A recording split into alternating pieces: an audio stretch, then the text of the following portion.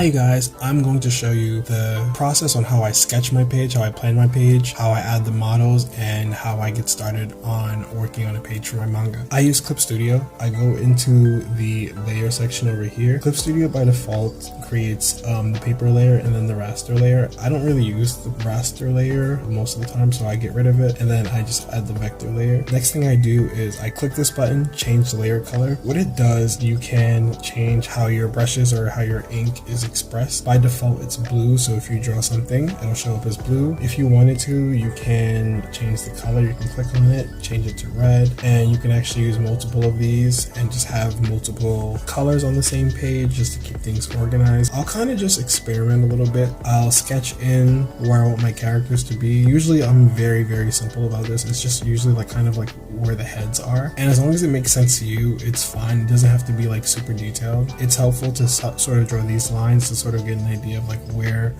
the characters are looking. This character is going to be like sort of putting on like a mask, and then in this final scene they're going to be walking down the hallway together, and there's like other people walking by. And then the next thing, I choose a rectangle frame. I usually do a brush size of 20. I just draw a big frame like this. That'll set the scene. I take the sketch, the blue sketch, I drag it inside of this frame. What'll happen is that once you go into like back into the comic subtool, you go into divide frame folder.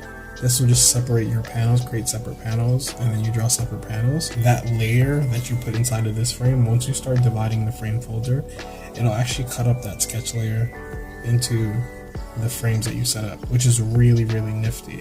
And then I like to just come in, and then there are some settings that you can play with, like snap to other frame borders and keep gutters aligned. You can just experiment with yourself to see what those do.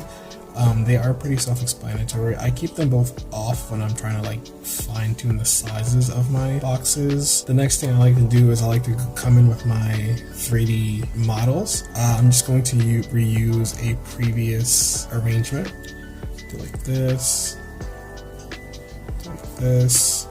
You can just start drawing however you like. So I hope you guys found this tutorial helpful. Head to my profile for the links. Read the first chapter of my story, Bazzmund, out now.